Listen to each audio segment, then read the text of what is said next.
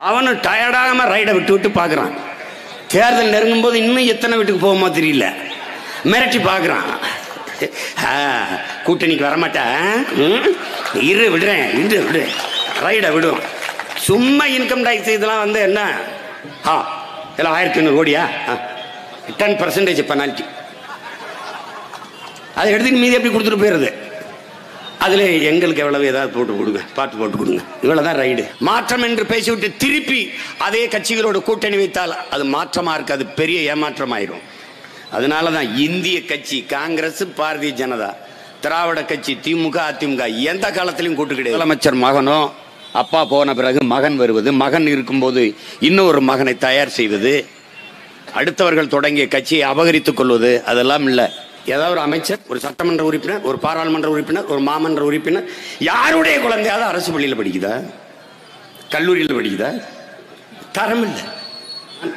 அமைச்சர் மகனா, அமைச்சர் யாரா இருந்தாலும் சரி அரசு பள்ளி கல்லூரியில் தான் படிக்கணும், சட்டம்.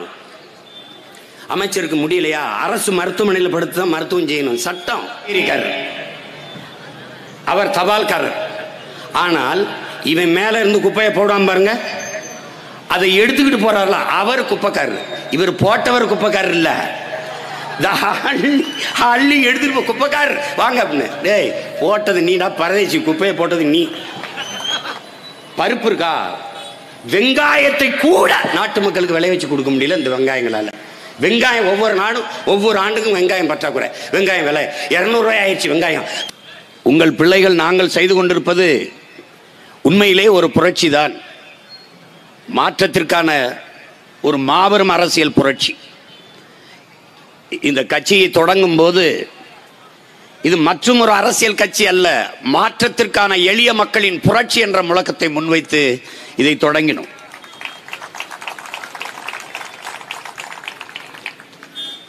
தமிழர் இன வரலாற்றில் நம்முடைய பாட்டனார் தீரன் சின்னமலையும் எங்களுடைய தலைவன் பிரபாகரன் அவர்களும் தான் ஆகப்பெரும் புரட்சியாளர்கள். எமது பாட்டன் பூலித்தேவனோ, மருதுபாண்டியரோ, பாட்டியார் வேலுநாச்சியாரோ, அழகுமுத்துக்கோனோ அவர்களெல்லாம் மன்னர்கள். மன்னர் அழைத்து படைக்கு வர வேண்டும், குடிகள் வர வேண்டும் என்றால் அரசர் கட்டளை, அரசர் ஆணை, மக்கள் வருவார்கள், அணி அணியாக படையில் வந்து இணைவார்கள். ஆனால் தீரன் சின்னமலை மன்னன் அல்ல, சாதாரண குடிமகன், வேளாண்குடியில் பிறந்த ஒரு எளிய மகன். அவர் அழைத்து அவர் படையில் பல்லாயிரக்கணக்கான வீரர்கள் திரண்டார்கள் என்றால் அது புரட்சி. அதுபோலதான் எங்கள் தலைவர் ஒரு முதலமைச்சர் மகனோ, நாடை ஆண்ட பெரிய மன்னர் பரம்பரையோ கிடையாது, சாதாரண எளிய மகன். அவர் அழைத்து பல்லாயிரக்கணக்கான இளைஞர்கள் மண்ணின் விடுதலைக்காக மரணத்தை தழுவினார்கள், சாக துணிந்து வந்து நின்றார்கள். 50,000 பேருக்கு மேலே உயிரீகம் செய்த மாவீரர்கள். அவர் செய்த செயல் மகத்தான புரட்சி. அதை போல உங்கள் பிள்ளைகள் நாங்கள், முதலமைச்சர் மகனோ அப்பா போன பிறகு மகன் வருவது, மகன் இருக்கும்போது இன்னொரு மகனை தயார் செய்வது, அடுத்தவர்கள் தொடங்கிய கட்சியை அபகரித்துக் கொள்வது, அதெல்லாம் இல்லை. எளிய பிள்ளைகள், எந்த பின்புலமும் இல்லை. இங்கே சாதி சொல்லி மதம் சொல்லி கட்சி நடத்திடலாம். தமிழர்களுக்கு திட்டமிட்டு சாதி பற்று மதப்பற்று ஊட்டப்பட்டிருக்கிறது, மொழி பற்று இனப்பற்று அறவே கிடையாது. எல்லாம் சாதி தமிழன் மத தமிழன் தான். ஆனால் மொழி இனம் பேசி ஒரு எழுச்சி மிகுந்த ஒரு புரட்சி படையை கட்டிவிட முடியும் என்றால் அதற்கு பேர் வரலாற்றில் மாபெரும் புரட்சி. எனக்கு எந்த பின்புலமும் கிடையாது, எந்த பின்புலம் கிடையாது. ஒரே ஒரு பின்புலம் தான், எங்கள் உயிர் தலைவன் மேதகுவே பிரபாகரன் அவர்கள் தான். அவரும் இந்த நிலத்தில் பயங்கரவாதி, தடை செய்யப்பட்ட இயக்கத்தின் தலைவர்.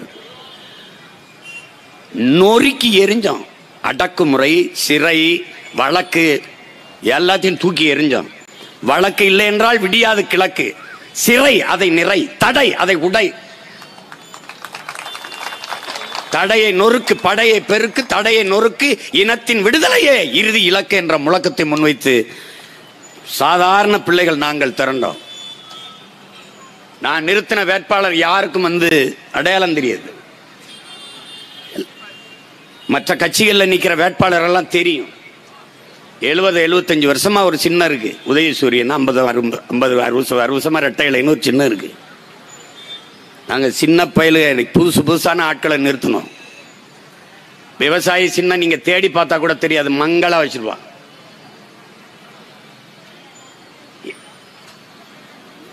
நான் போய் முதல்ல புலி சின்னம் கேட்டேன், அதெல்லாம் முடியாதுன்ட்டாங்க. அப்புறம் மயில கேட்டேன், அதை தேசிய பறவையை தர முடியாதுன்னாங்க. அப்ப ஏன் தேசிய மலரை பிஜேபி கொடுத்தீங்க தாமரைன்னு கேட்டேன். காளமாடை கொடுங்க அப்படின்னேன். காளமாடெல்லாம் அதெல்லாம் உயிரோடு இருக்கிறது எதுவும் தர முடியாது அப்படின்னா. அப்பயே அந்த மாயாவதி அம்மாவுக்கு யானை சின்னத்தை கொடுத்தீங்கன்னு. அது அப்ப நடந்துருச்சு, முன்னாடி நடந்துருச்சு. அப்ப நான் பின்னாடி பிறந்ததான் உங்களுக்கு பிரச்சனையா இருக்கா? அது தரவே இல்லை. கடைசியா விவசாய சின்னம், உயிரோடு இருக்கிற எதையும் தர முடியாதுன்னு சொல்லிட்டு விவசாய சின்னத்தை ஏன் கொடுத்தாங்கன்னா, அது எந்த விவசாயம் உயிரோடு இல்லைன்னு அவருக்கு தெரியும். இதையே எனக்கிட்ட கொடுத்தாங்க அப்படின்னா, உயிரை கொடுத்தாவது விவசாயிகளை உயிர்ப்பிச்சிருவா, காப்பாத்திருவா தீபான். அதுக்காக அந்த சின்னத்தை ₹1 வாக்குக்கு காசு கொடுக்கல. 31 லட்சம் பேர் மான தமிழ் மக்கள் இந்த எளிய பிள்ளைகளுக்கு வாக்கு செலுத்தியிருக்கார் என்றால் அது புரட்சிதான், புரட்சிதான். எங்களுக்கு ஒரு கனவு இருக்கு. பகத்சிங் சொல்றான், பாலுக்கு அழாத குழந்தை, கல்விக்கு ஏங்காத மாணவன், வேலைக்கு அலையாத இளைஞன், இதுதான் என் கனவு இந்தியாங்கிறான். அது மாதிரி எங்களுக்கு ஒரு கனவு இருக்கு. பசி, பஞ்சம், ஊழல், லஞ்சம், கொலை, கொள்ளை, சாதிய இழிவு, தீண்டாமை, அடக்குமுறை, ஒடுக்குமுறை, பெண்ணிய அடிமைத்தனம், மதுமத போதை எதுவுமற்ற புதிய ஒரு தேசம் செய்வோம், மக்கள் புரட்சியால் அதை உறுதி செய்வோம் என்ற முழக்கத்தை முன்வைத்து உங்கள் பிள்ளைகள் நிற்கிறோம். உறுதியாக வெல்லும், இந்த புரட்சி வெல்லும். தனிச்சு நிக்கிறியே, தனிச்சு நிக்கிறிய, தனித்து நிற்கலை, தனித்துவத்தோடு நிற்கிறோம்.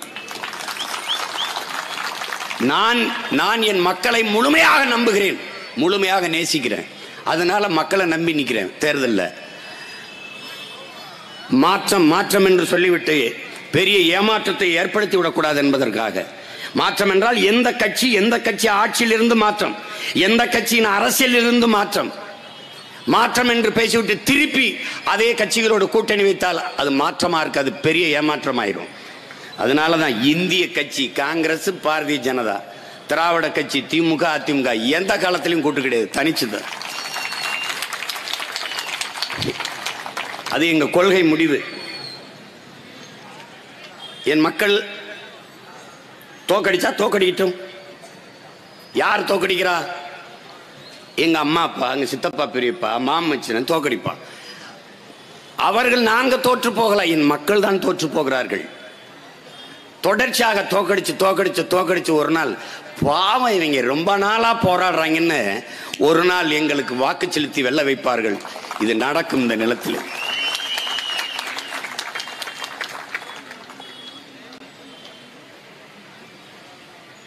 இங்கே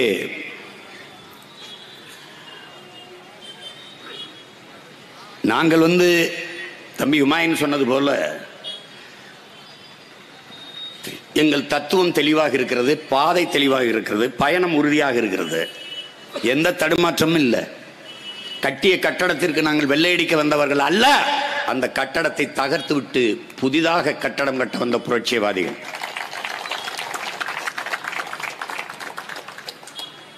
அரசியல் என்பது எல்லோரும் நினைச்சிருக்க, அரசியல் அது எல்லாம் என்ன சொல்லுவாங்கன்னா, அது திருடர்களின் கடைசி புகலிடம் அரசியல் அப்படி. நல்லவர்கள் விலகி நிற்பதால் மாசத்தின் சொல்றாரு சீன புரட்சியாளர், வெற்றிடம் என்ற ஒன்றே உலகத்தில் கிடையாது, காற்று நிரப்பிடுங்கிறார். வெற்றிடம்னே ஒண்ணு கிடையாது. அப்ப கற்றவர்கள் நிரப்பவில்லை என்றால் கயவர்கள் நிரப்பி விடுவார்கள். இந்த உலகத்தில் நடக்கிற தீமைக்கெல்லாம் காரணம் அதை செய்கிற கெட்டவன் அல்ல, அதை தடுக்காமல் விலகி நின்று வேடிக்கை பார்க்கிறவனும் அதற்கு காரணம். படித்தவர்கள், இளைஞர்கள் பெரும் எண்ணிக்கையில் அரசியலுக்கு வர வேண்டும் என்று நாம் அழைப்பதற்கு காரணம் கற்றறிந்த சான்றோர்கள் உட்கார்ந்து படிக்கிற நூலகம் எப்படி அமைதியா இருக்குமோ அதுபோல கற்றவர்கள் அதிகமாக அரசியலுக்கு வர வர நாடும் மக்களும் அமைதியாக இருப்பார்கள். அதற்காகத்தான் படித்த இளைஞர்கள் வரணுங்கிறது. அரசியல்னா நீங்க என்ன நினைச்சிட்டு இருக்கீங்க?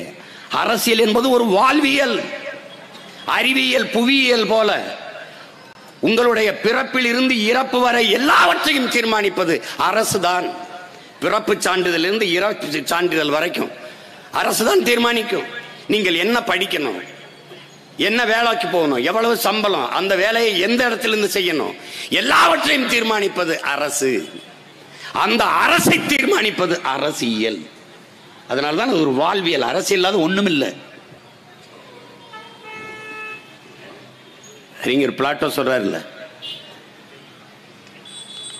நீ அரசியல் வேண்டாம் என்று நீ விலகி செல்லலாம், ஆனால் உன்னை விட்டு அரசியல் ஒருபோதும் விலகி செல்லாதுங்கிறாரு. அவனுடைய மாணவன் அரிஸ்டாட்டில் சொல்றாரு, அரசியல் வேண்டாம் என்று நீ விலகி நின்றால் யாரை அறிவிருக்கிறாயோ அவருடைய ஆட்சியின் கீழே வாழ நேரிடும். எனக்கான அரசியலை நான் செய்யணும், உங்களுக்கான அரசியலை நீங்க செய்யணும். எல்லாவற்றையும் தீர்மானிக்கிற அரசை நான் தீர்மானிக்கணும். எத்தனையோ தேர்தல் வருது, எந்த மாறுதலாவது வருதா? இல்ல இல்ல. மதிப்புமிக்க உரிமையை நாம் என்னைக்கு விற்க தொடங்கணுமோ, புரட்சியாளர் அண்ணல் அம்பேத்கர் எப்ப சொல்றாரு, மதிப்புமிக்க நம் உரிமைகளை சில ரொட்டி துண்டுகளுக்காக விற்பது என்பது அவமானகரமானதுங்கிற. வெறும் 500 200 ரூபாய்க்கு வாக்கு விற்கிறோம். வாக்கு என்பது ஜனநாயகத்தில், மக்களாட்சியில் மக்களுக்கு இருக்கிற கடைசி கருவி, ஆயுதம். அதை ஏந்தணும். அநீதிக்கு எதிராக, வறுமைக்கு எதிராக, பசி பட்டினிக்கு எதிராக ஏந்தணும். அதுதான் புரட்சி. அதை இளைய தலைமுறை பிள்ளைகள் பேரெழுச்சியாக திரண்டு வருகிறார்கள். 24 தேர்தலில் தனிச்சு போட்டிடுவோம். நாங்க 40 தொகுதியிலையும் தனிச்சு போட்டிடுவோம். 20 தொகுதிகளை பெண்களுக்கு கொடுப்போம். எளிய பிள்ளைகளை நிறுத்துவோம். கடுமையாக உழைத்து நாங்கள் வெல்லுவோம். என் மக்கள் மீது நாங்கள் வச்சிருக்கிற நம்பிக்கை பொய் ஆகாது.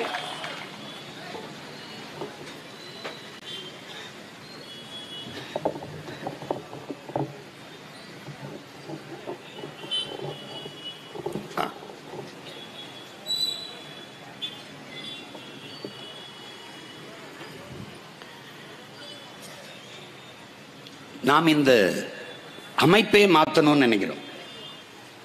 நாங்கள் ஆள் மாற்றம், ஆட்சி மாற்றத்திற்கு வந்த ஆட்கள் அல்ல. அதை என் மக்கள் நல்லா உள்வாங்கிக்கணும். நாங்கள் அடிப்படை அமைப்பு அரசியல் மாற்றத்திற்கு வந்த புரட்சியவாதிகள். இந்த அமைப்பே தகர்க்கணும்னு நினைக்கிறோம்.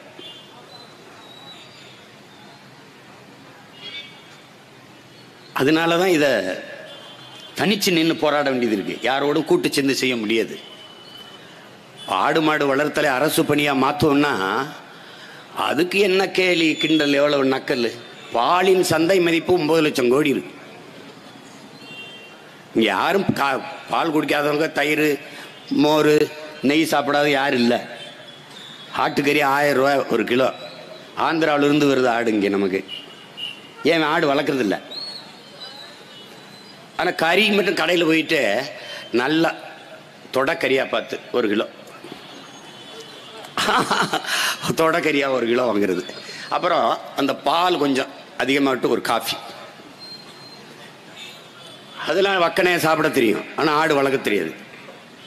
ஆடு மாடு வளர்க்குறது, மேய்க்கிறது அவ்வளோ அவமானம். கவிக்கோ அப்துல் ரஹ்மான் ஐயா சொல்கிறாங்க, ஆடு மாடு மேய்க்கிறதுக்கு ஞானத்துக்கு ஏதோ சம்மந்தம் இருக்குது. ஏன்னா நபிகள் நாயகம் மேய்ச்சிருக்காங்க, பகவான் கிருஷ்ண பரமாத்மா மேய்ச்சிருக்கிறாரு, இயேசு மேய்ச்சிருக்கிறாரு. அப்போ அதுக்கும் அறிவுக்கு ஞானத்துக்கு ஏதோ சம்பந்தம் இருக்குடாங்கிறாரு. ஆடு மாடு வளர்த்தல் எவ்வளோ பெரிய பொருளாதாரம் இருக்குன்னு தெரியாமல், அம்மையார் ஜெயலலிதா வந்தால் வீட்டுக்கு ஒரு மாடு கொடுப்பாங்க, இவர் வந்தால் வீட்டுக்கு ஒரு ஆடு, அப்புறம் நாட்டுக்கோழி. எதுக்கு கொடுத்தீங்கன்னுங்க? வீட்டில் வளர்க்க. அதை தான் நான் சொல்கிறேன், நாட்டில் வளர்க்குறேங்கிறேன். அதை தான் நான் சொல்கிறேன். பாலை ஏற்றுமதி செய்வோம். 50,000 கோடிக்கு சாராயம் விற்று சாகடிச்சிக்கிட்டு இருக்கு. சாராய கடையை மூடிட்டா ஒருத்தருக்கும் சம்பளம் கொடுக்க காசு இருக்காது. பொருளாதாரம் எங்க இருக்கு? உயிர் தேவை உணவு. உணவு உற்பத்தி இருக்கா? அங்க இருக்கா? வேளாண்மை விட்டு எல்லாம் வெளியேறாங்க. காரணம் என்ன? ஒரு குண்டூசி தயாரிக்கிறவன் அந்த குண்டூசி 5 ரூபாய்னா 5 ரூபா. ஒரு பிளேட்டு கத்தி தயாரிக்கிறான்ல அது 15 ரூபாய்னா 15 ரூபா. உற்பத்தி செய்கிறவனே பொருளின் விலையை தீர்மானிக்க முடியும். எந்த பொருளா இருந்தாலும், எந்த பொருளா இருந்தாலும். சரிப்பா, இது 250 ரூபான்னா 250 ரூபா. இந்த சட்டையா இது 500 ரூபாய்னா 500 ரூபா. உற்பத்தி செய்கிறவனே அந்த பொருளின் விலையை தீர்மானிப்பான். ஆனால் விவசாயி அவன் விளைய வைக்கிற பொருளுக்கான விலையை அவன் தீர்மானிக்க முடியாது. அதனாலதான் இது இவ்வளவு பிரச்சனை வருது. ஒரு கரும்பை விளைய வச்சு ஒரு தட்டையை சந்தைக்கு கொண்டு வர 20 ரூபா ஆகுது. ஆனால் அந்த சந்தையில வந்தவன் அங்க வாங்குறான் பாரு, அவன் தான் தீர்மானிப்பான். ஒரு தட்டை 10 ரூபாய்க்கு கொடு அப்படிம்பான். அப்ப 10 ரூபாய் சரிவாதி நட்டப்பட்டு போறான். அப்படியே வேற வழி இல்லை, பொருளை திருப்பி எடுத்துட்டு போக முடியாது. தக்காளியோ கத்தரிக்காயோ ஏன்னா கெட்டு போயிடும். அப்ப வந்த விலைக்கு விற்கிறான். வேற வழியே இல்லாம பால்டால வாங்கி கொண்டு அதே நிலத்துல குடிச்சிட்டு சாகுறான். இதுதான் இங்க இருக்கிற நிலைமை. வேளாண் குடிமகன் என்னைக்கு அவன் விளைய வைக்கிற பொருளுக்கான விலையை அவன் தீர்மானிக்கிறானோ அன்னைக்கு தான் வேளாண் குடிமகன் வாழ்வான், விவசாயம் செழிக்கும். வேளாண்மை கைவிட்ட எல்லா நாடும் பிச்சை எடுக்குது. அந்த நிலைமை வராம இருக்கணும்னா அரசாங்க பணியா மாற்றணும். வேளாண்மை செய்தை அரசு பணியா மாத்திடணும். இவங்களுக்கு ஒரு எண்ணம் இருக்கு, காசுனாலும் கவர்மெண்ட் காசா இருக்கணும், அரை காசுனாலும் அரசாங்க காசா இருக்கணும். அரசாங்கத்துக்கே இவங்க தான் காசு கொடுக்குறாங்கன்னு தெரியாம நம்ம மக்கள். அப்ப வேளாண்மை செய்வது என்ன? வேளாண்மை விட்டு வெளியேறாம இருக்கணும்னு என்ன பண்றது? வேளாண்மை அரசு பணி, அவ்வளவுதானே. டாஸ்மார்க்ல சாராயம் விற்கிற ஒரு அரசு பணியா இருக்கிறாரு, சாப்பாடு போடுறவன் செய்யக்கூடாதா? எப்படி இருக்கு பாருங்க. ஆடு மாடு கோழிக்கு ஊசி போடுறாருல டாக்டர், மருத்துவர், வெட்டினரி டாக்டர், அவர் கவர்மெண்ட் எம்ப்ளாய். ஆடு மாடு வளர்க்கிற ஆத்தால அரசாங்க பணியா இருக்கக்கூடாதா? தலைகீழா மாத்தி காட்டினால ஏன் பாருங்க. தலைகீழா படித்தவன் படிக்காதவன் அனைவருக்கும் அரசு வேலை, படிக்காதவன் படிச்ச எல்லாருக்கும் அரசு வேலை. அதனால நாங்க சொல்றோம், கோடி கனவு கொண்டோம், கூடி நிறைவேற்ற ஓடி வாருங்கள் என் மக்கள் என்று கூப்பிடுறது காரணம் அதுதான். என்னென்ன செய்யற எவ்வளவோ தொழில் இருக்கு. ஒரு கயத்து கட்டலுங்க, கயத்து கட்டல் 40,000 ரூபாங்க. பாய் விரிச்சு படிக்கிற சீனா பாய், சீனா எல்லாம் சீனா. அவன்லாம் இந்த கொட்டாம் பின்றது அதெல்லாம் சின்ன சின்னதா வீடுகளை நம்ம செய்ய முடியும். 1000 ரூபா ஒரு மாசத்துக்கு, 1000 ரூபா அம்மாவுக்கு. ஒரு நாள் கணக்கு பார்த்தா 30 ரூபா வருது. மாசம் 1000 ரூபாய்னா 30 ரூபா. 30 ரூபாய் கூட சம்பாதித்துக் கொள்ள முடியாத ஏழ்மை வறுமை நிலையில நம்ம அம்மா வச்சது ஏறு 30 ரூபா. இது எப்படி வளர்ச்சி ஆகும்? இலவசம் எப்படி வளர்ச்சி ஆகும்? எது வளர்ச்சி என்றால் ஒரு நாளைக்கு 1000 ரூபாய் சம்பாதித்துக் கொள்ளக்கூடிய வேலை வாய்ப்பை உருவாக்கி கொடுப்பதுதான் வளர்ச்சி. அதை நோக்கி நகர்த்தணும். இலவசம் பெற வேண்டிய ஏழ்மை வறுமை நிலையில் இல்லாது மக்களின் வாழ்க்கை தரத்தை உயர்த்தணும். அதுதான் வளர்ச்சி, அதான் வளர்ச்சி. அப்ப அப்படிப்பட்ட மாறுதல்கள். வேளாண்மையை கையில் எடுத்துட்டா பசிங்கிற வார்த்தையே இருக்காது. பசிங்கிற வார்த்தையே சொல்ல இல்லாம ஒழிச்சு விட்டுல. நாட்டுக்கோழி, எல்லாரும் நாட்டுக்கோழி சாப்பிடணும் விருப்பப்படும் போது அந்த கோழியை வளர்க்கறத விட்டுட்டு அந்த கோழி மாதிரியே ஒரு டூப்பை பண்ணி அது பண்ண கோழின்னு கொண்டாந்துட்டான். நாட்டுக்கோழியே பெருக்கல. அப்ப எல்லாமே மரபணு மாற்றப்பட்டுக்கிட்டே வருது. நீங்க 3 வயசு குழந்தைக்கு புற்றுநோய் வருது அப்படின்னா அது என்ன பண்ணிச்சு? புகைச்சிச்சா, இல்ல இது கஞ்சா குடிச்சதா, இல்ல புகையில போட்டதா? எப்படி? அவ குடிச்ச தாய்ப்பால் நஞ்சாயிருச்சு. தாயின் மார்ல எப்படி பால் நஞ்சாகுது? தாய் சாப்பிட்ட உணவு நஞ்சாயிருச்சு, அவ்வளவுதான்.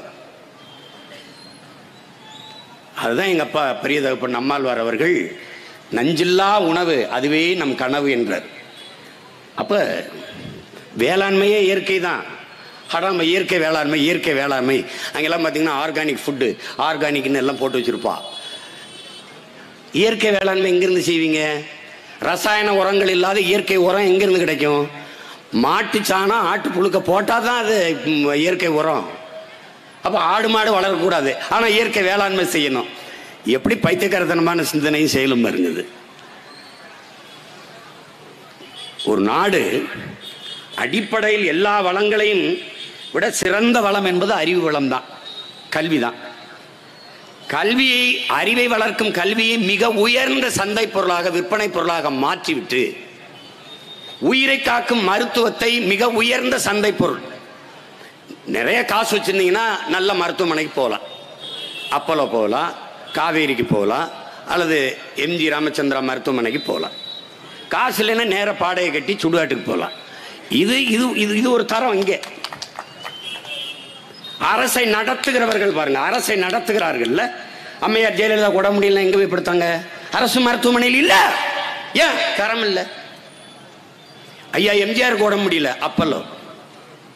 அப்பதான் அப்பல்லோ அப்பல்லோ அப்பல்லோ அப்பல்லோ. அம்மையார் ஜெயலலிதா 75 நாள் படுத்தாங்க, உலகம்பரம் அப்பல்லோ அப்பல்லோ அப்பல்லோ.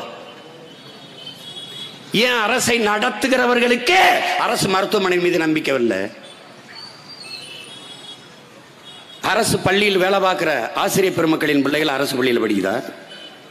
ஏதாவது ஒரு அமைச்சர், ஒரு சட்டமன்ற உறுப்பினர், ஒரு பாராளுமன்ற உறுப்பினர், ஒரு மாமன்ற உறுப்பினர், யாருடைய குழந்தையாவது அரசு பள்ளியில் படிக்குதா? கல்லூரியில் படிக்குதா? தரம் இல்லை. அப்ப அறிவை வளர்க்கும் கல்வியும் உயிரை காக்கும் மருத்துவமும் ஒரு நாட்டு மக்களுக்கு தரமா, சமமா, இலவசமா கிடைக்கணும். அப்ப மருத்துவம், அரசு மருத்துவமனைலாம் இலவசம் தானே, அரசு பள்ளியிலாம் கட்டணம் இல்லாத கல்வி தானே. இலவசமா இருக்கு, தரமா இருக்கா? அதாங்க இருக்கிறது. இப்போ உங்க பிள்ளைகள், நாங்க வந்தோன்னு என்னன்னா, தனியார் முதலாளிகளுக்கும் எங்களுக்கும் சண்டை. என்ன சண்டை? ஓ மருத்துவமனையில் சிறந்த மருத்துவம் மக்களுக்கு கொடுக்குறியா, இல்லை நான் கொடுக்குறேன்னா? 8 கோடி மக்களால் நிறுவப்பட்ட ஒரு அரசால் முடியாதது தனி ஒரு முதலாளி எப்படி செய்ய முடியுது? 8 கோடி மக்களால் நிறுவப்பட்ட ஒரு அரசத்தில் இல்லாத வலிமை. அரசு பள்ளி கல்லூரியை நோக்கி பிள்ளைகள் படையெடுக்கிற காலத்தை உங்க பிள்ளையை உருவாக்குவான். அதான் புரட்சி. என்ன பண்ண சீமான்? அமைச்சர் மகனா, அமைச்சர் யாரா இருந்தாலும் சரி அரசு பள்ளி கல்லூரியில் தான் படிக்கணும், சட்டம். அமைச்சருக்கு முடியலையா, அரசு மருத்துவமனையில் படுத்து தான் மருத்துவம் செய்யணும், சட்டம். சட்டம்.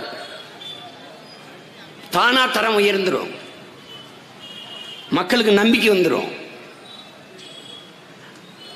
மருத்துவர்கள் இருக்கிறார்கள், ஆகச்சிறந்த மருத்துவர் இருக்காங்க நம்ம இடத்துல.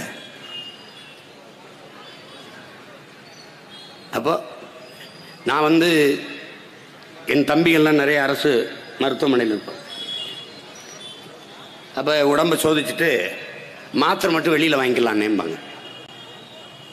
ஏன்? நான் கேட்பேன், ஏப்பான்னு. ஆனால் இது மாத்திரை மாதிரி ஒன்று, மாத்திரை இல்லை. அங்கே வாங்கி சாப்பிட்டா ஒரு வாரத்தில் காய்ச்சல் குணமாகும், இங்கே சாப்பிட்டா 15 நாள் ஆகும்னே. அப்போ மருந்து தரம் இல்லை. நீங்கள் ஒன்று கவனிங்க, மருத்துவ தரம் இருந்தால் மருந்தகம் தேவைப்படாது, மருந்தில் தரம் இருந்தால் மருத்துவமனை தேவைப்படாது. அப்போ ரெண்டுமே மிகப்பெரிய சந்தை ஆயிடுச்சு, வியாபாரம் ஆயிடுச்சு. அப்போ அறிவை வளர்க்கும் கல்வி, உயிரை காக்கும் மருத்துவம் வியாபாரம் ஆயிடுச்சு.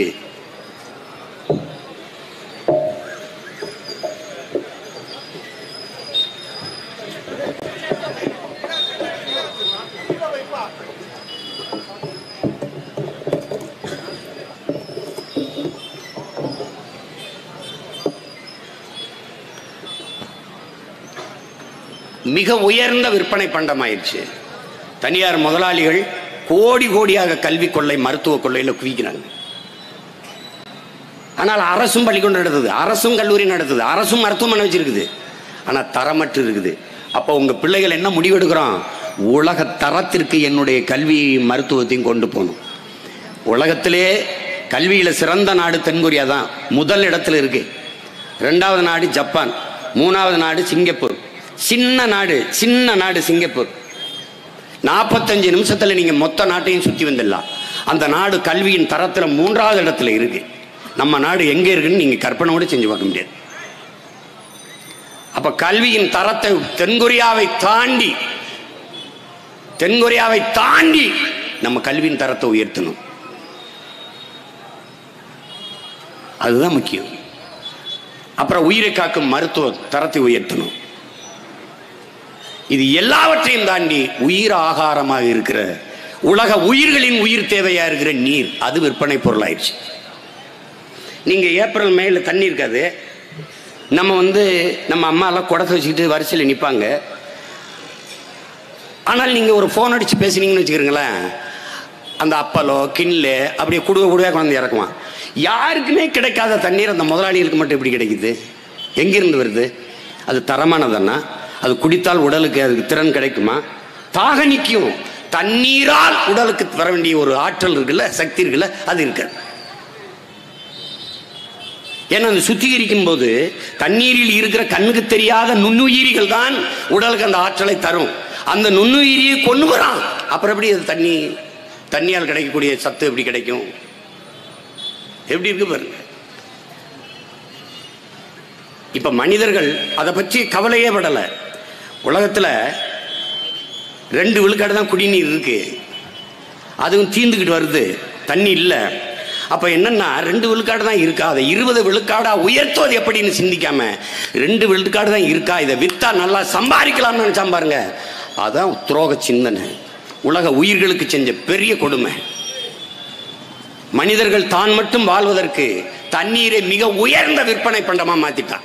இப்ப தாகம்னா பாருங்க, கையில உணர்ந்து இந்த பாருங்க போத்தலா கொண்டாந்து கொடுக்குறாங்க. ஆனால் மற்ற உயிரினங்கள் என்ன செய்யும்னு ஒருத்தன் கூட சிந்திக்கல. காகம் என்ன செய்யும், கொக்கு என்ன செய்யும், மைனா என்ன செய்யும், சிட்டு என்ன செய்யும், மயில் என்ன செய்யும், யானை, கரடி, சிங்கம், புலி இதெல்லாம் என்ன செய்யும்? ஒருத்தையும் யோசிக்கல. நமக்கு தண்ணி வருது.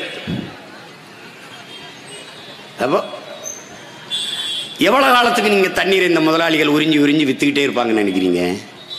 தாயின் மாரில் பால் குடிக்கலாம் என் அன்பு சொந்தங்களே. மாரை அறுத்து ரத்தம் குடிப்பது மிகப்பெரிய கொடுமை. அதை தான் நீங்கள் நம்ம செஞ்சுக்கிட்டு இருக்கோம். அதான் செஞ்சுக்கிட்டு இருக்கோம். அப்போ உங்கள் பிள்ளைகள் வந்தவொடனே தண்ணீர் விற்பனைக்கு கிடையாது, தடை. தூய குடிநீரை என் மக்களுக்கு நாங்களே இலவசமாக விநியோகம் பண்ணிடுவோம், நாங்களே கொடுத்துருவோம். நல்லா அப்படி தானே, குழாயில் வரும் தண்ணி பைப்பில் அடிச்சு போடுவோம், அப்படிதான் இருந்தது. இப்போ அப்படி இல்லையே. அழைச்சி பேசினா போதும், 5-6 கேனை கொண்டாந்து இறக்கி விட்டு போயிடுவான். அது எங்கே பிடிச்சான், எங்கே எடுத்தான், அது எங்கே சுத்திகரிச்சான், ஒரு இளவும் தெரியாது. உலகில் எல்லா உயிரினங்களும் சேர்ந்துதான் இந்த பூமி. இது மனிதனுக்கு மட்டுமானதில்ல, பல கோடிக்கணக்கான உயிர்களின் உடைமை இது இந்த பூமி. ஆனால் மனிதன் தான் மட்டும் வாழ்வதற்கு அழிச்சு நாசம் பண்ணிட்டு இருக்கான். மணலை உங்களால் உருவாக்க முடியும்னு நினைக்கிறீங்களா? மலையை உங்களால் உருவாக்க முடியுமா? ஆறை உருவாக்கியது நீங்களா, மனிதர்களா? ஏரி, கம்மாய், குளம் இதெல்லாம் நம்ம வெட்டினோம். ஆறை உருவாக்குனது நம்ம இல்ல, அது மலை பிரசவித்தது. அருவி அதுவா ஓடுது, பாதை கண்டு ஓடுது, அதுதானே ஆராய்ச்சி.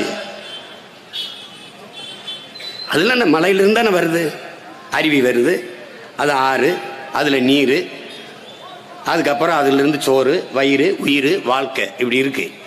இப்ப இந்த எல்லாம் 32 நதிகளும் ஆறும் செத்துருச்சு. ஏன்னா மண்ணள்ளி வித்தாச்சு. மணல் உலகத்திலே மிகச்சிறந்த நீர் வடிகட்டி, மிகச்சிறந்த நீர் தேக்கி மணல். மனித உடலுக்கு தோல் போல ஆற்றுக்கு மணல். அந்த மண்ணை அள்ளி வித்துட்டா நீங்க என்ன, ஆறு செத்துரும்.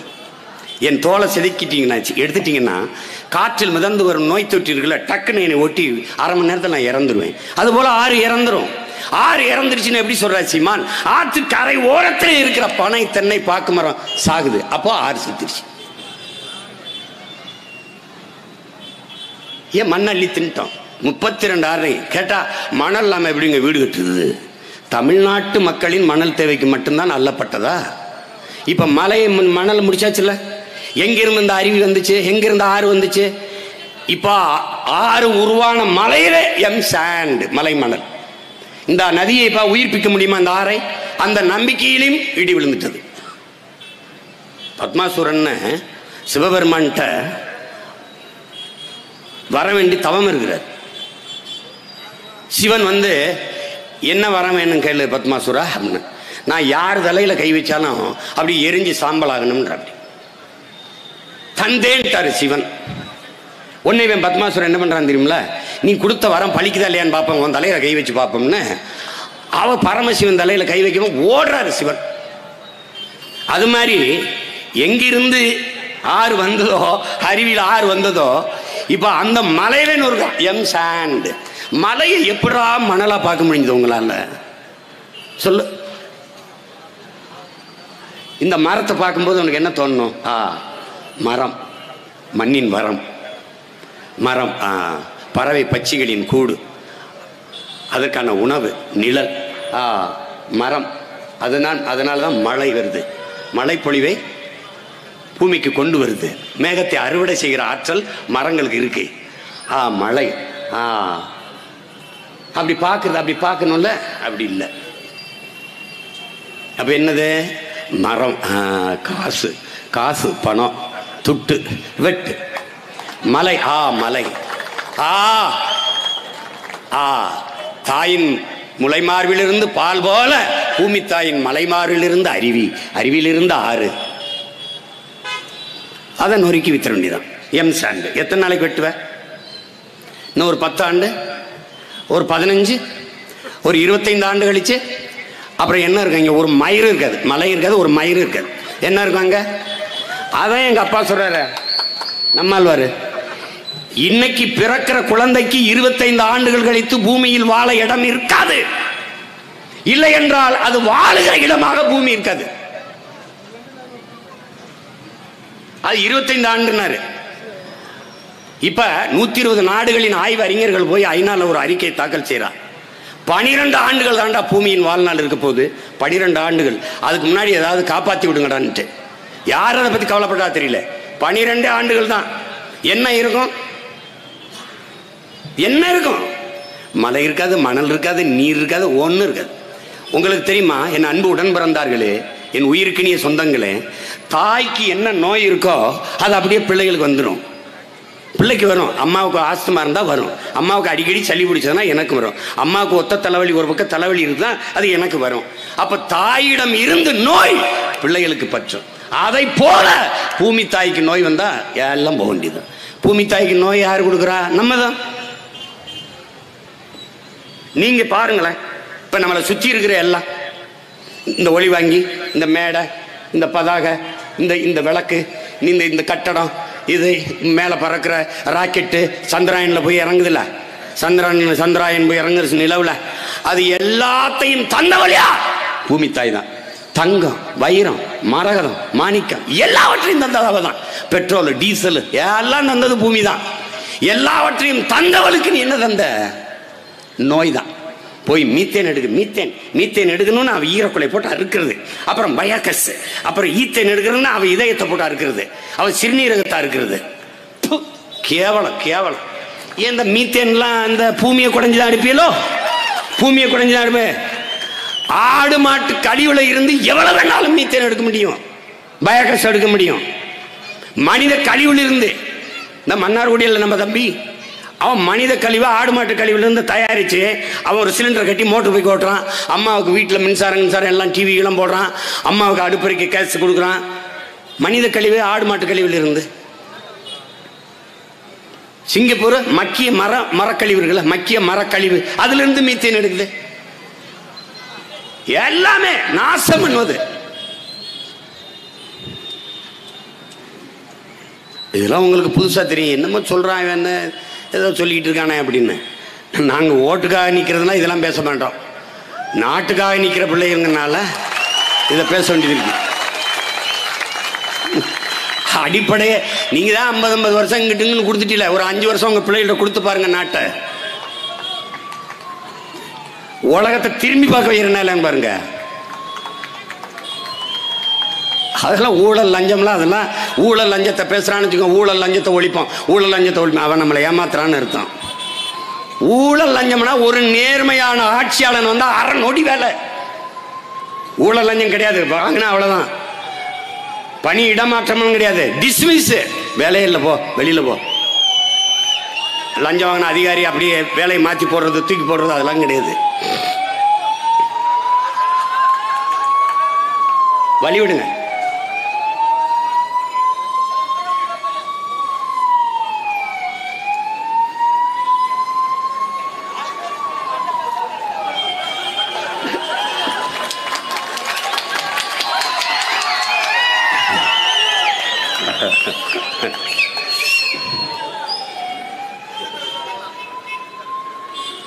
நாங்கள் இந்த கட்சியை தொடங்கியது என் அன்பிற்குரிய சொந்தங்களே மக்களை வைத்து பிழைக்க அல்ல, மக்களுக்காக உழைக்க. இது பணத்திற்கான கட்சி அல்ல. நாங்கள் பிறந்த பெருமைமிக்க தமிழர் என்கிற இனத்திற்கான கட்சி. இது ஒரு பேரரணாக நின்று என் மண்ணுக்கு மக்களுக்கு வாங்க நாங்கள் போராடுவோம், உறுதியா நிற்போம். நீங்க வாக்கு செலுத்துங்க, செலுத்தாம போங்க, இது எங்க பிறவி கடமை, நாங்கள் செய்வோம். எங்களுக்கு முன்னாடி இது போல அரசியலை கட்டி எங்க முன்னோர்கள் எழுப்பல. ஆனால் எனக்கும் பின்னாடி வர தலைமுறை என்னை போல முச்சந்தில் நிற்க கூடாதுன்னு நினைக்கிறேன்.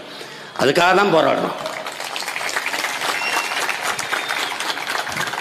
உலக நாடுகளெல்லாம் பார்க்குறோம்ல, ஒவ்வொருத்தரும் கல்வியை எப்படி கொடுக்குறான், எப்படி நீரை விநியோகம் பண்ணுறான், எப்படி தடையற்ற மின்சாரத்தை கொண்டு வரான், எப்படி பாதைகளை அமைக்கிறாங்க. இது வரைக்கும் ஒரு சாலை நீங்க அரக்கோணத்துக்கு சொல்லிட்டு இருக்கான் பாதை சரியில்லைன்னு. சென்னையில் தமிழகத்தின் தலைநகரில் பாதை இல்லை, சாலையா இல்லை, எல்லாம் சவக்குழியா இருக்கு. முதன்மை சாலையே கேடு கட்டிருக்கு. அப்ப உள்சாலை எப்படி இருக்கும்? பெருங்கொடுமை, பெருங்கொடுமை. இவ்வளவு ஆண்டுகள் ஆள்றாங்கல்ல, கழிவு நீர் மழை நீர் வெளியேற ஒரு காவா இருக்குன்னு பாருங்க. வந்தவொடனே அவசர அவசரமா தோண்டிட்டு அது என்ன பண்ண மறுபடியும் மூடிட்டாங்க. அதுதான் கொடுமை. நம்ம ஐயா தென்கட்சி சாமிநாதன் சொல்லுவார், ஒரு தடவை அரசாங்க வேலை, மரம் நடுறது அரசாங்க வேலை, ஒருத்தர் குழியை தோண்டனது அவருடைய வேலை, ஒருத்தர் மரக்கண்டை நடணும், இன்னொருத்தர் நட்டவொடனே மண்ணை போட்டு மூடணும். அதில் ஒருத்தர் தோண்டிக்கிட்டே போறாரு, இன்னொருத்தர் பின்னாடி போய் அதை மூடிக்கிட்டே போறாரு. அவர் கேட்குறாரு ஒருத்தர், ஏப்பா நீ என்னப்பா தோண்டிக்கிட்டே போற, நீ மூடிக்கிட்டே வரல? அதாங்க அவர் தோன்றது அவர் வேலைங்க, மரக்கண்டு ஒருத்தர் வைக்கணுங்க, அவர் இன்னைக்கு லீவுங்க, அவர் வரல, அதை மண்ணை போட்டு மூடுறது என் வேலைங்க, அவரை தோண்டிக்கிட்டே போறாரு, நான் மூடிக்கிட்டே போறேங்க. எப்படி எப்படிப்பட்ட அரசு வேலை பத்தி இல்லை?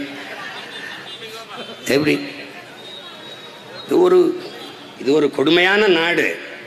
அப்ப அதில் மாறுதல்ங்கிறது தானே வராது. புரட்சின்னு நீங்க ஏதோ ஐயா பெரியார் தம்பி கூட சொன்னார், ஐயா பெரியார்ட்ட புரட்சினா என்ன? புரட்சியே பெருங்காலோடு நடந்த நம்ம இப்ப செரு போட்டு நடக்கிறோம்டா, புரட்சிட.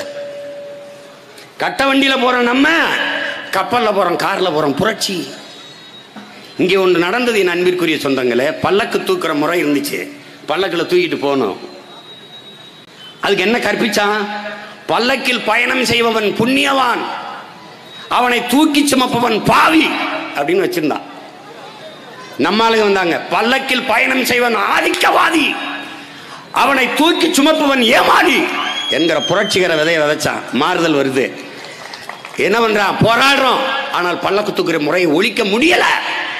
ஆனால் பரிணாமம், ஒரு அறிவியல் படைப்பு, தொலை தூரத்தில் எவனோ ஒருத்தன் காரை கண்டுபிடிச்சான், செத்துச்சு பல்லக்கு முறை, முடிஞ்சு.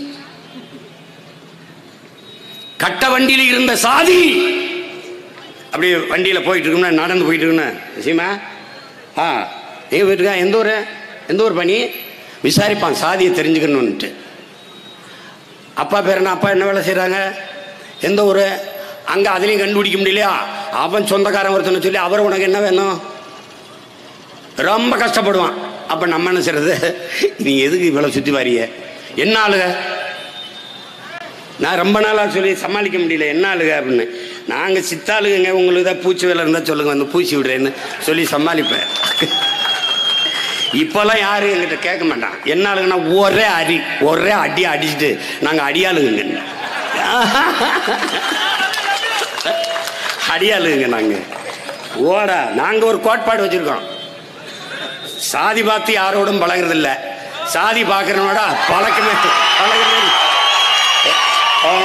பழகிறதே கிடையாது. எங்க புரட்சி பாவலர் பாடி, கடவுள் வெறி சமய வெறி கண்ணல்லிகர் தமிழுக்கு நோய் நோய் நோயே, இடை வந்த சாதி எனும் இடர் ஒழிந்தால் ஆள்வதனம் தாய் தாய் தாயங்கிறார். தமிழ் தாய் ஆழ்வாடா. அந்த உணர்ச்சி, சாதி மத உணர்ச்சியை விட்டுட்டா நான் யாருன்னு ஒரு கேள்வி வரும், அப்ப நிமிந்துருவேன், நான் தமிழன், அதான் என் அடையாளம். இல்லைன்னா நம்ம அதையே பிடிச்சி தொங்கிக்கிட்டு இருப்போம்.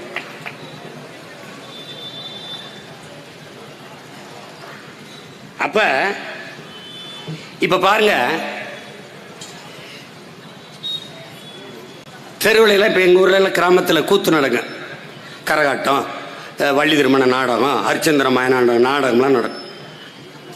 அப்போ ஒரு கயிறை கட்டி இந்த இடத்துல இங்கே வந்து நீ வந்து இந்த சாதி உட்காரணும், இந்த இடத்துல இந்த சாதி உட்காரணும் அப்படின்னு அப்படிதான் கூத்து நடக்கும். ஆனால் தெருவில் கலை இருக்கும்போது இருந்த சாதி திரையரங்குக்கு வந்த பிறகு நீங்கள் இந்த போய் இருக்குன்னு வச்சுக்கிறீங்களா, உங்கள் சீட் நம்பர் என்ன அப்படி தான் கேட்க முடியும் மொழியை. நீங்கள் என்னாலுங்க தேட்டரே வச்சு கொண்டுருவான். அப்போ என்னாலுன்னு கேட்க முடியாது. உங்கள் சீட்டு நம்பர் என்னங்க, உங்கள் இருக்கை என்னென்ன, இதான் இதான் சரி சரி சரி அப்படி தான் கேட்க முடியும். பேருந்தில் போகும்போது, ஃப்ளைட்டில் ஏரோப்ளைன்லாம் நீங்கள் போகும்போது, விமானத்தில் வானூர்தியில் போகும்போது நீங்கள் என்னாலுங்க அப்படியே திறந்து ஒரே தலை தள்ளி விட்டுருவான், மேலேருந்து தள்ளி விட்டுருவான்.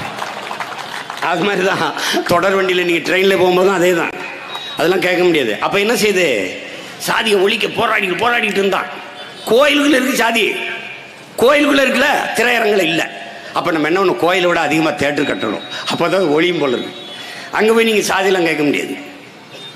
நீங்கள் பெரிய சாதியாக கூட இருக்கலாம், ஆனால் உங்களை விட நான் 100 ரூபா அதிகம் கொடுத்து டிக்கெட் வாங்கிட்டேன்னா என் காலுக்குள்ள இருந்தால் நீங்கள் படம் பார்க்கணும். அங்கே போய் பேசினீங்கன்னு வச்சுக்கோங்க, ஒரே மீதியாக மிதித்து தள்ளி விட்டுருவான் வாடா அப்படின்ட்டு. அப்ப நவீன படைப்பு அறிவியல் மாறுதலை தந்துருது. அப்படிதான் உங்க பிள்ளைகளை எங்களை எல்லாம் வந்து இந்திய திராவிட அந்த சாதி இந்த மதம் ஏதாவது சொல்லி வச்சிருந்தான், ஒரே அடி நாங்கள் தமிழர்கள் தெரிஞ்சுட்டான். நான் உலகத்தில் மூத்த இனம், பெருத்த தேசிய இனம், தனித்துவமிக்க இனம், உலகிற்கு அறிவியல், நாகரிகம், கலை, இலக்கியம், பண்பாடு, வேளாண்மை எல்லாவற்றையும் கற்றுக் கொடுத்த ஒரு இனம், எல்லாவற்றையும் கற்றுக் கொடுத்த இனம், ஆகச் சிறந்த அறிஞர்களை பெற்ற இனம் இது. திருக்குறளை தாண்டிய ஒரு வேதம் இருக்கா தமிழனுக்கு? இருக்கா? தேவையா? அரசாட்சி எப்படி செய்யணும்னு புதிய கொள்கைகள் எங்களுக்கு வேண்டியதில்லை. மணி நீரும் மண்ணும் மலையும் அடிநிலர் காடும் உடையது அறன்னு பாடிட்டார். இங்க மணி நீரும் இல்ல, மண்ணும் இல்ல, மலையும் இல்ல, அணிநிலர் காடும் இல்ல.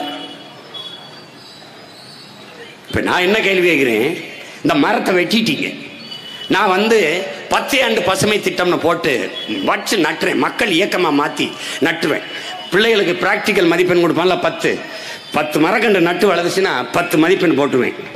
100 மரக்கண்டு நட்டா சிறந்த தமிழ் தேசிய குடிமகள் விருது அறிவிச்சு விட்டுருவேன். அவன் பார்ப்பேன், அதிகமாக ரத்தம் கொடுத்துருக்கான், உறுப்புகளை தானம் பண்ணியிருக்கான், நிறைய மரக்கண்டுகளை நட்டுருக்கான், அரசு வேலையில் முன்னுரிமை டக்குன்னு அப்படி நான் வளர்த்துவேன், மரத்தை வளர்த்துருவேன். தண்ணியை உறிஞ்சி விற்கிறான், வந்தவன தடை, புதிய நீர்த்தேக்கங்களை உருவாக்கி நீரை சேமித்து வச்சிருவேன் என் பிள்ளைகளுக்கு. ஆனால் மலையை மணலை நான் எப்படி உருவாக்குறது? அதுக்குத்தான் பதற வேண்டியது இருக்குது. அப்ப ஆகச்சிறந்த ஒரு ஆட்சியை நம்ம உருவாக்கணும், படைக்கணும். இந்த மாதிரி யார் வந்தாலும், இவங்க வந்தாலும் லஞ்சம், இங்க வந்தாலும் லஞ்சம், இவன் வந்தாலும் ஊழல், அவனும் டயர்டாகாம ரைடை விட்டு பார்க்குறான். தேர்தல் நெருங்கும் போது இன்னும் எத்தனை வீட்டுக்கு போகுமோ தெரியல, மிரட்டி பார்க்குறான். கூட்டணிக்கு வரமாட்டேன், விடு ரைடை விடும். சும்மா இன்கம் டேக்ஸ் இதெல்லாம் வந்து என்ன, எல்லாம் 1500 கோடியா, 10% பெனால்ட்டி, அதை எடுத்துட்டு மீதி எப்படி கொடுத்துட்டு போயிடுறது. அதில் எங்களுக்கு எவ்வளவு ஏதாவது பார்த்து போட்டு கொடுங்க, இவ்வளோதான் ரைடு. நீதிமன்றத்துக்கு போனோம்னு வச்சுக்கிறீங்களேன், எந்த குற்றமும் செய்யலாமுங்க, சாட்சி இருக்கக்கூடாதுங்க. பல தீர்ப்புகளை நீங்கள் எடுத்து பாருங்க, நீதியே வராது, தீர்ப்பு தான். அதில் என்ன வரும்னா, உரிய சான்றுகளோடு குற்றம் நிரூபிக்கப்படாதால் இவர் குற்றமற்றவர் என்று விடுதலை செய்கிறோம். இதுதான். அப்ப என்ன சொல்லுதுன்னா, நீதி எதையும் செய்யி, எத்தனை லட்சம் வேணாலும் கொள்ளையடிச்சுக்க, எத்தனை வேணாலும் கொலை பண்ணிக்க, என்ன வேணாலும் பண்ணிக்க, சாட்சி இல்லாம பண்ணிடு. அதான் கற்பிக்குது நமக்கு.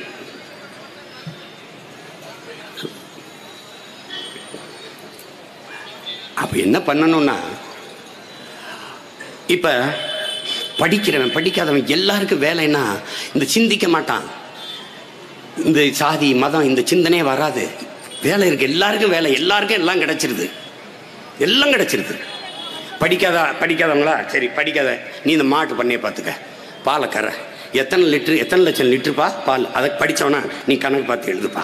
பால் கோவாவுக்கு எவ்வளோ போகுது, பாலாடை கெட்டிக்கு, வெண்ணெய் தயிருக்கு எவ்வளோ போகுது, சந்தை பால் விற்பனைக்கு எவ்வளோ போகுது, எந்தெந்த மாநிலத்துக்கு ஏற்றுமதி, இதையெல்லாம் குறிக்கிறதுக்கு படித்தவன். அங்கே இருக்கு பாருங்க, மாட்டு சாணம் போடுறோம் பாருங்க, மாடு சாணம் அதில் அப்படி வேக்கம் கிளீனர் குப்பையை குளிக்கும்போது சக்கு சக்குன்னு எடுத்து ட்ரக்கில் போடுப்பான். போட்டு அங்கே கொண்டு 100 ஏக்கரில் குப்பை கிடங்கு வச்சுருப்பேன், அதில் கொட்டுப்பா. கொட்டினோன்னா அங்கே மாடு ஆட்டு சாணம் மக்குன பண்ண அங்கேருந்து பயாகேஸ் மீத்தன் எடுத்து அப்புறம் இந்த உரத்தை கொண்டு போய் மறுபடியும் வெள்ளத்தில் போட்டு வேளாண்மை. நீ பார்த்துக்கிட்டே இரு, நான் ஒரு மாதிரி பண்ணையை உருவாக்கி காட்டுறேன். உலகம் என்னை திரும்பி பார்க்குதான் பாருங்க. 2,50,000 ஏக்கர்ல பில்கேட்ஸ் விவசாயம் பார்த்துருக்கான். நீ சாப்ட்வேரின் பிதாமகனே, அவன் 2,50,000 ஏக்கர்ல விவசாயம் பார்த்துருக்கான் அமெரிக்காவில். ஏன் சாப்ட்வேர்ல வேலை செஞ்சாலும் சாப்பிட்டு போய் தான் வேலை செய்யணும்னு அவனுக்கு தெரியும். எத்தனை ஜி செல்போன் வச்சு பேசினாலும் கஞ்சி விவசாயம் தான் ஊற்றி ஆகணும். அதனால நீ கொரோனா வந்த போது ராஜா கொரோனா வந்த போது காசு வச்சிருந்த ராஜா, அப்ப நகை கடைக்கு போய் நகை வாங்கலாம், காரை வாங்கி நிறுத்தலாம், பட்டு புடவை எடுத்து அடுக்கலாம்னா நினைக்கல ராஜா. மச்சான் எங்கேயாவது மளிகை கடை இருந்திருக்காடா, காய்கறி கடை எங்கேயாவது இருக்கா? ஏன்னா நீ எது இல்லாமலும் வாழ முடியும், நீரும் சோறும் இல்லாமல் வாழ முடியாது, செத்து போயிடும். உலகத்துல எந்த நாட்டிலையும் செல்போன் இல்லைன்னு புரட்சி வந்ததில்லை, கார் இல்லைன்னு புரட்சி வந்ததில்லை, வீட்டில் ஏசி இல்லைன்னு புரட்சி வந்ததில்லை, மிக்சி கிரைண்டர் இல்ல, ஃப்ரிட்ஜ் இல்லைன்னு புரட்சி வந்ததில்லை, அங்கெல்லாம் அதெல்லாம் இல்லை. ஆனால் நீரும் சோறும் இல்லை என்றால் புரட்சி வராமல் இருக்காது, அது தடுக்க ஒன்றும் இருக்க மாட்டான். அண்மையில் இலங்கையில் நடந்துச்சு, நீங்க பாத்தீங்களா, ஒரு ஆப்பிள் 1000 ரூபா அப்படி இப்படின்னு பெட்ரோல்லாம் வரிசையில் நின்று கிடந்தான். பெரிய புரட்சி வந்து பெரும் போராட்டம் கொந்தளிச்சிருச்சு இலங்கை. அந்த நிலைமை நமக்கு வராதுன்னு நீங்க நினைக்கக்கூடாது, வரும். அதுக்கு முன்னாடி நாம் தமிழர் ஆட்சிக்கு வரும், வந்தால் அந்த நிலைமை முற்றுமுழுதாக மாறும், முற்றுமுழுதாக மாறும். படித்த பிள்ளைகளை பயன்படுத்தி எல்லாரும் ஆடு மாடு மேய்க்க சொல்றாருங்க, படிச்சுட்டு எல்லாரும் இந்த விவசாயம் பார்க்க சொல்றாருங்க. இங்க வாப்பா, மொத்தமே 4500 IPS தாப்பா இருக்கான், எல்லாம் IAS ஆயிரணும், எல்லாம் கலெக்டரா போயிடணும். கலெக்டருக்கு சோறு யார் போடுறது ராஜா? யார் போடுறது? அப்புறம் ஒரு நாளைக்கு எப்பவாவது நீ வக்கீலை சந்திக்கிற, டாக்டரை சந்திக்கிற, இன்ஜினியரை சந்திக்கிற, ஆனால் ஒரு நாளைக்கு 3 வேளை விவசாயியை சந்திக்கிற நீ. அதனால மருத்துவரா போ, IAS ஆகு, IPS ஆகு, ஆனா விவசாயம் செய், எங்கூட வா, விவசாயம் செய். மாபெரும் சந்தை, மாபெரும் பொருளாதாரம் அங்க இருக்கு. ஒரு 5 ஆண்டு உங்க பிள்ளைகிட்ட கொடுத்து பாருங்க, என்னென்ன பண்றேன்னு பாருங்க, எப்படிப்பட்ட மாறுதலை இந்த நிலத்தில் நிகழ்த்தி காட்டுறேன்னு பாருங்க. அதனால புரட்சினா நினைச்சிட்டு இருக்காது. எம்ப தாடி முடியுமா இருக்கும், அழகு நிலையத்துக்கு போகிறோம், முடிதிருத்தகத்துக்கு போகிறோம், அவர் நல்லா வெட்டி தாடியெல்லாம் எடுத்து விடுறாரு. அப்போ அந்த செயல் புரட்சி என்றால் அதை செய்கிறவன் புரட்சியாளன். கால் செருப்பு போட்டு நடக்கிறோம், செருப்பு போட்டு நடப்பது புரட்சி என்றால் செருப்பை தைத்தவன் புரட்சியாளன். நீங்க மூக்க பிடிச்சிட்டு போடுற குப்பையை ஒருத்தையும் மூழ்கி எடுத்து சுத்தம் செய்கிறானே, அந்த செயல் புரட்சி செய்கிறவன் புரட்சியாளன். கடும் பாறைகளை நொறுக்கி நீங்கள் நடந்து செல்ல பாதை செய்து தருகிற ஒவ்வொருவனும் புரட்சியாளன் தான். அப்படி பார்த்தா தினந்தோறும் பலாயிரக்கணக்கான புரட்சியாளர்களை நாம் கடந்து நடந்து போகிறோம். அவர்களை குறைஞ்சபட்சம் மதிக்க வேணாம், மிதிக்காமலாது இருங்க. அதான் இங்கே எப்படி தெரியுமா, நம்ம மனநிலை எப்படி தெரியுமில்ல? அவர் மீன்காரர், அவர் காய்கறிக்காரர், அவர் தபால்காரர். ஆனால் இவன் மேல இருந்து குப்பையை போடாம பாருங்க, அதை எடுத்துக்கிட்டு போறாருல அவர் குப்பைக்காரர், இவர் போட்டவர் குப்பைக்காரர் இல்ல. அள்ளி எடுத்துட்டு குப்பைக்காரர் வாங்க அப்படின்னு. டேய் போட்டது நீடா, பரதேசி குப்பையை போட்டது நீ. அவன் தூய்மை பொறியாளன்டா, பணியாளன். அவரை போய் குப்பைக்காரர். ஆனா காய்கறினா காய்கறி, பால்னா பால்காரர், எல்லாம். இவர் மட்டும் குப்பைக்காரர் ஆயிப்பார். கொடுமை. இவங்க ஒரு பைத்திய கூட்டம்ங்க. இந்த ஷூ, இந்த செருப்புலாம் இருக்கு பாருங்க, எல்லாம் ஏசி ஷோரூம்ல இருக்கும், அப்படி அடிக்க அழகா இருக்கும். நீங்க போய் பாருங்களேன், அதுக்கு ஒரு ராக் மாதிரி வச்சு அதை அடுக்கி அப்படி வச்சு அப்படி இருக்கும். அங்கே ஷூவை வாங்கிடுவார், செருப்பு புதுசாக வாங்கிடுவார். வாங்கிட்டு கீழே அப்படி வருவார். சாலையில் கத்தரிக்காய், தக்காளி, கீரை, சொரக்காய், முருங்கைக்காய் எல்லாம் ரோட்டில் போட்டு விற்றுக்கிட்டு இருப்பான். ரோட்டில் போட்டு விற்றுக்கிட்டு இருப்பான். இந்த செருப்போட போய் அந்த வாங்குவார். இந்த செருப்புக்காரன்கிட்ட பேரம் பேசுறது இல்லை. இந்த காய்கறி விற்கிறாரு, அவர்கிட்ட கிலோ எவ்வளவு? 10 ரூபாயா? 8 ரூபாய்க்கு கொடு. இந்த செருப்புக்காரன் என்ன சொன்னானோ அப்படியே விலையை கொடுத்து வாங்கிட்டு வர்றது. ஆமாம், இந்த இந்த இந்த கத்திரிக்காய், தக்காளி, இதெல்லாம் கீரைலாம் ரோட்டில் கிடக்கலாம், முருங்கைக்காயெல்லாம் வாங்கிட்டு போயிட்டு பையில் போவார். போய் இந்த செருப்பை வெளியில் விட்டுருவார், வீட்டுக்கு வெளியில். இதை உள்ளே கொண்டு போவார். போய் கழுவி சமைச்சு சாப்பிடுவார். எது ரோட்டில் கிடக்கணுமோ அது பெரிய இதில் இருக்கு, கண்ணாடி ரூமுக்குள்ள இருக்கு. எப்படி இருக்கு பாருங்க. எது கடையில் இருக்கணுமோ அது ரோட்டில் கிடக்குது. இவங்க ஒரு பைத்தியக்கார, நம்ம பார்த்தீங்கன்னா சிரிப்பாக இருக்கும். இது ஒரு டைப்பான உலகமாக இருக்கடா இது. நான் அடிக்கடி நினைப்பேன், உண்மையிலே நம்ம மென்டலா இல்லை இவங்க எல்லாருமே மென்டலா, நம்ம தான் பைத்தியம் ஆயிட்டோம் மேடம். பாரதி, ஒரு பாரதியார் இருக்கார்ல, பாரதியார், மகா பெரும்பாவளன் பாரதி டென்ஷன் ஆயிட்டான். என்ன பண்ணான் பாருங்க. போய் எல்லாருமே சாமிக்கிட்ட போய் என்ன வேண்டுவீங்க? எனக்கு கை காலுக்கு நல்ல சுகத்தை கொடு, நல்ல அறிவை கொடு, நல்ல புத்தியை கொடுன்னு தானே கேட்போம். அவன் போய் சொல்லடி சிவசக்தி, என்னை சுடர்மிகும் அறிவுடன் ஏன் படைத்தாய், எனக்கு எதுக்கு இவ்வளவு அறிவை கொடுத்துட்டா, பூரா பைத்து மாத்துறானே, அவனோட என்னால வாழ முடியல. உலகத்திலே ஒருத்தன் தாங்க சாமி கிட்ட போய் எனக்கு எதுக்கு இவ்வளவு அறிவை கொடுத்து தொலைஞ்ச, இவங்களோட வாழ முடியல என்னால ஒருத்தன் தான். நம்மளா இருந்தா எனக்கு நல்ல புத்தியை கொடு, நல்ல புத்தியை கொடு, இப்படி கொட்டி கொட்டி இருக்கிற மூளையும் கலங்கி பைத்தியமாயிருவான். அதான்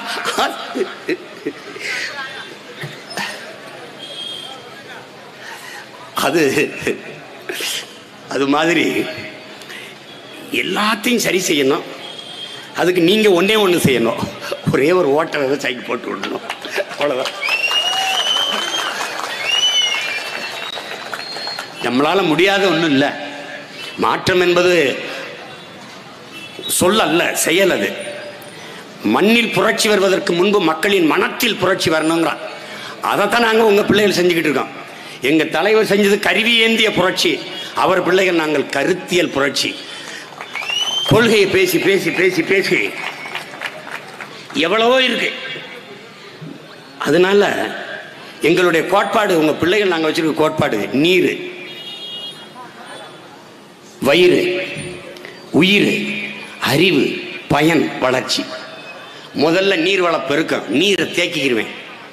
அப்புறம் வயிறு, அதுக்கு என்ன செய்யணும்? வேளாண்மை செய்யணும், நானே செய்யணும், நானே செய்யணும். இவங்க மாதிரி உப்புமா வழங்கண்டி போடுறதில்ல பள்ளிக்கூடத்து பிள்ளைகளுக்கு. நான் தான் கோழி பண்ண, நாட்டுக்கோழி பண்ண நானே வச்சிருப்பேனே. காலையில் 2 முட்டை 1 லிட்டர் பாலை குடி. ஏன்னா நான் தான் பால் பண்ண வச்சிருப்பேன். நானே ஆயிரக்கணக்கான ஏக்கரில் பண்ண வச்சிருப்பேனே. நானே இயற்கை உணவு, காய்கறி எல்லாம் தயாரி நானே விளை வச்சிருவேன். விளை வச்சு மக்களுக்கு குறிஞ்சி அங்காடி, மருதம் அங்காடி, நெய்தல் அங்காடி. நானே மீன் பிடிப்பேன். படகு வாங்கி கொடுத்து பிடிச்சிட்டு வச்சு நானே வாங்கி நானே ஏற்றுமதி செய்ய விற்பனை செய்வேன். நெய்தல் அங்காடி மீனா அரசு. நீ சுகி ஸ்மோட்டோக்கெல்லாம் ஃபோன் அடிக்கிறீங்களா, அந்த மாதிரி ஐயா ஐயா 2 கிலோ கறிங்க வந்துருது, டோர் டெலிவரி பண்ணிடுவான், எங்கால் பண்ணிடுவான். நானே மாடு வளர்ப்பேன், நானே ஆடு வளர்ப்பேன். அரசு சாராய கடை நடத்துது, வேளாண்மை செய்யக்கூடாதா? கொடுமையா இருக்கு. அதெல்லாம் சிரிக்கிறா, என்ன இப்படி ஒரு பேசுறா அப்படின்னு. ஏய், ஒரு நாள் உலகம் என்ற சோத்துக்கு கையேந்திர நிலைமை நான் உருவாக்குறேன். பாட்டே இருக்கு.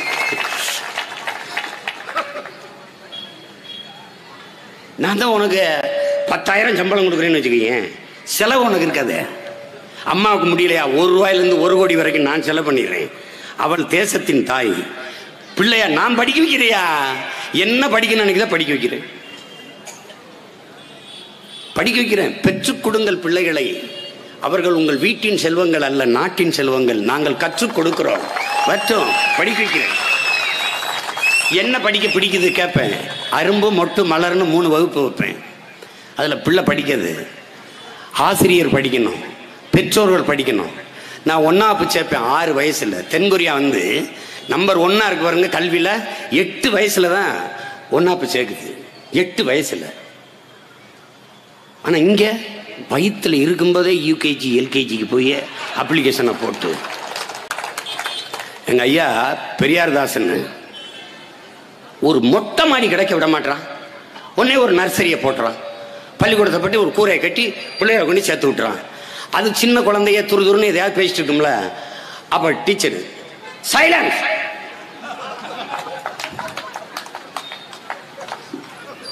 அப்புறம் கொஞ்ச நேரம் பேசணும் சொன்ன கீப் குவைட். அதுக்கப்புறம் மறுபடியும் பேசணும் டோன்ட் டாக். அன்னைக்கு அவர் சொல்றாரு, அன்னைக்கு 3 தாண்டா நம்ம பிள்ளைய எப்பவுமே வாயை திறக்கலடா. அதான் இவங்க கல்வி முறை. அவ்வளவுதான். கல்வி மொழி வந்து தாய்மொழியில தானே கல்வி இருக்கணும். நீ உன்னை மறந்து உறங்கும் போது உனக்கு கனவு எந்த மொழியில வருதோ அந்த மொழியில தானே கல்வி மொழியா இருக்கணும். அதானே சிந்தனை மொழி. ஒருவேளை உனக்கு ஆங்கிலத்தில் வந்தானே நீ ஆள் இல்லை, இனம் மாறிட்டான்னு அர்த்தம், சோரம் போயிட்டான்னு அர்த்தம். உலகத்துல இல்ல இல்ல தாய்மொழியில கல்வி கற்றவன் எல்லாருமே படைக்கிறான். உலகத்துல எல்லா நாடுகளும் படைக்கும். Made in China, made in Japan, made in Singapore, made in Russia. India வந்து மேக்கின். இங்க வந்து மேக் பண்ணுங்க. இது என்ன மாதிரி பொருளாதார கொள்கைன்னு நினைக்கிறீங்க? வாடகை தாய்முறை. கற்பப்பை என்னது, ஆனா குழந்தை என்னது இல்லை. வாடகைக்கு தாய்மார்கள் விட்டுருவாங்க. அது குழந்தை பிறந்தோன்னா குழந்தைய எடுத்துட்டு போயிடுவாங்க. அது மாதிரி இங்கே தயாரிப்பாங்க, ஆனா நம்மது இல்லை. அவன் தயாரிச்சு எடுத்துட்டு போயிடுவான். அதான் மேக்கின். மற்றதெல்லாம் மேடின், இது மேக்கின். அப்ப இந்த பொருளாதார கொள்கை ஆபத்தானது. நாம என்ன சொல்றோம்? தற்சார்பு, பசுமை, தாய்மை பொருளாதார கொள்கைங்கிறோம். அது நான் சொல்லல, காந்தியினுடைய செயலாளர் ஐயா ஜே.சி. குமரப்பா எழுதி வச்ச பொருளாதார கொள்கை தான். தற்சார்பு பொருளாதாரம் தான் ஒரு நாட்டின் எதிர்காலத்திற்கு, பாதுகாப்பிற்கு நல்லது என்று ஆகப்பெரும் தலைவர்கள் அவர்களுடைய கருத்து தான். நம்ம தாத்தா காமராஜ் தற்சார்புங்கிற அந்த வார்த்தை வரல. மெரினா கடற்கரை நடந்த கூட்டத்தில் பேசுறாங்க. ஏப்பா, சோத்துக்கு ஊரா நாட்டில் கையேந்தி நிற்கிறதுக்கா போராடி சுதந்திரம் பெற்றோம்? என்ன இருக்கோ சாப்பிட்டு நிம்மதியா படுப்போம். அதான் தற்சார்பு. எல்லாத்துக்கும் ஊரா நாட்டில் கையேந்தி இருந்தோம்னா, உங்களுக்கு வெங்காயம் இருக்கா, பருப்பு இருக்கா? வெங்காயத்தை கூட நாட்டு மக்களுக்கு விளைய வச்சு கொடுக்க முடியல இந்த வெங்காயங்களால. வெங்காயம் ஒவ்வொரு நாடும் ஒவ்வொரு ஆண்டுக்கும் வெங்காயம் பற்றாக்குறை. வெங்காயம் விலை 200 ரூபாய் ஆயிடுச்சு. வெங்காயம், தக்காளி 200 ரூபாய் ஆயிடுச்சு. இன்னும் கொஞ்ச நாள் 2000 ரூபா இருந்தாலும் என்ன பண்ண போற நீ? வரும். அதனால ஏதோ ஒவ்வொரு தடவையும் போடுறீங்க, மாற்றி போட்டு பார்க்குறீங்க. ரெட்டை இலக்கு உதயசூரியனுக்கு ஒரு தடவை இந்த 2 கரும்போட கை கட்டி நிற்கிறாரு பாருங்க. அவர் கம்மம்புல வச்சிருக்கலாம், ஒரு கேவ வைக்கிறத கூட வச்சிருக்கலாம். ஏன் கரும்பை வச்சிருக்காங்க? கரும்பு ஆலையில கொடுத்து உடம்ப கசக்கி பிழிஞ்சாலும் இனிப்பான அந்த நீரை தருவது, சர்க்கரை தருவது போல உங்கள் பிள்ளைகள் நாங்கள் எங்களை வருத்தி கொண்டாவது நாட்டுக்கும் மக்களுக்கும் பாடுபடுவோம் என்பதை உணர்த்துவதற்குத்தான் கரும்போட நிற்கிற விவசாய சின்னத்தை கொடுத்துருக்காங்க. அதனால என் அன்பிற்குரிய சொந்தங்கள், என் அருமை பெற்றோர்கள், என்னிலும் இளைய என் தம்பி தங்கைகள், ஒரு மாபெரும் புரட்சிக்கு நீங்கள் அணியமாக வேண்டும், தயாராக வேண்டும். புரட்சி ஒன்றால் தான் இதை புரட்டி போட முடியும். ஊழல் லஞ்சத்தை எல்லாம் நம்ம ஒழிக்கலாம், அதெல்லாம் ஒரு பெரியது இல்லை. ஆனால் அதற்கு முன்னாடி நம் வளத்தை, நிலத்தை காப்பாற்றணும். நம் பிள்ளைகளுக்கு வாழ்கிற பூமியாக இதை வச்சுவிட்டு செல்லணும். நல்ல குடிநீர், நல்ல காற்று, படிக்க நல்ல கல்வி, பார்க்க சிறந்த மருத்துவம், இதையெல்லாம் நம்ம வச்சுட்டு போகணும். அப்போ நீர்வள பெருக்கம், நீரை, அப்புறம் வேளாண்மையை நம்மளே செஞ்சிடறோம். அங்கே வயிறு, அதுக்கப்புறம் உயிர், மருத்துவம், ஆகச்சிறந்த மருத்துவத்தை கொடுக்குறோம் அங்கே. அதுக்கப்புறம் அறிவு, கல்வியை கொடுக்குறோம், கல்விக்கேற்ற வேலை, அதான் பயன். அறிவு, பயன், வளர்ச்சி. நிலமும் வளமும் சார்ந்த தொழிற்சாலைகள், வேலை வாய்ப்பு, வளர்ச்சி. நிலமும் வளமும் சார்ந்த தொழிற்சாலை. நீங்கள் வாழை இலை, நீங்கள் என்ன வாழை இலை அவ்வளோதான், அதிகபட்சம் வாழைத்தட்டில், வாழை மட்டையில் சாப்பாடு தட்டு. வாழையில வேட்டி, சேலை, வாழையில கொட்டான், வாழையில பை, எல்லாம் செய்ய முடியுது. அப்போ ஒரு இந்த மீன் சட்டி இருக்க, மீன் குழம்பு வைக்கிற சட்டி 13,000 ரூபா அமெரிக்காவில் தான். மீன் குழம்பு வைக்கிற சட்டி. நீங்க ஏதோ நினைச்சுக்கிறீங்க இதெல்லாம் ரொம்ப அசிங்கமான ஒரு வேலை போல இருக்கு அப்படின்னு. அது படிக்காதவன், படிக்கிற விவசாயம் வந்து படிக்காதவன் செய்யறது அப்படின்னு. அப்போ படித்தவரெல்லாம் சாப்பிடக்கூடாதுல்ல. நாங்கள் ரொம்ப படிச்சுட்டோங்க, எங்களுக்கெல்லாம் பசிக்காது, அப்படிதான் இருக்க. அதனால எத்தனையோ மாறி 2 பேருக்கு வாய்ப்பை கொடுத்துட்டீங்க. ஒரே ஒரு முறை உங்கள் பிள்ளைகள்கிட்ட கொடுங்க. உலகம் திரும்பி பார்க்குற அளவிற்கு ஒரு ஆட்சி முறை இந்த நிலத்திலே உங்கள் பிள்ளைகள் தருவோம். ஊழல் லஞ்சமற்ற ஒரு தூய தேசமாக மாற்றுவோம்.